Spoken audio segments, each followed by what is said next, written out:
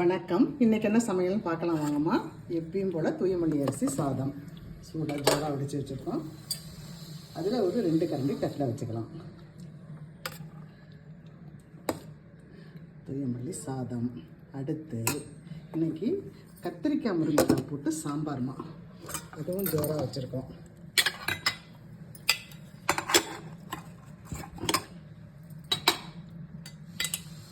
அதில் கொஞ்சம் ரொம்ப ஜோராக இருக்குது, சூடாகவும் இருக்குமா, நல்லாயிருக்கும். இந்த கிளைமேட்டுக்கு இங்கே செட்ட மழைமா, டெய்லி நல்ல மழை. அதில் கொஞ்சம் எடுத்துக்கலாம்.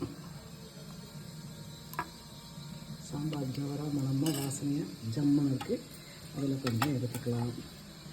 அடுத்து இன்றைக்கி ஸ்பெஷல் பாவக்காய் வறுத்துருக்குறோம். பாவக்காவை ரவுண்டாக அரிஞ்சு போட்டு வெறும் பூண்டு மட்டும் நசுக்கி போட்டு வறுத்துருக்குறோமா, ரொம்ப ஜோராக சூப்பராக இருக்குமா.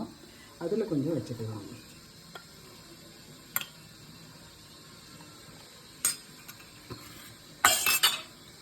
அடுத்து அப்பளம் பொரித்து வச்சுருக்கோமா, அதில் ஒன்று வச்சுக்கலாம். காரா பூந்தி கொஞ்சம் வச்சுக்கலாம்.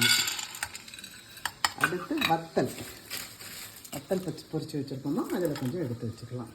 இன்றைக்கு சிம்பிளான சமையல் தாம்மா, இவ்வளோ தான். இந்த உணவு திருப்தியாக இருக்குமா.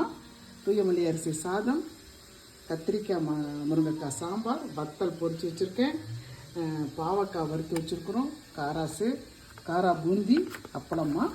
இந்த சமையல் எல்லாமா நானும் என் மகனும் சேர்ந்து தாம்மா செய்வோம்.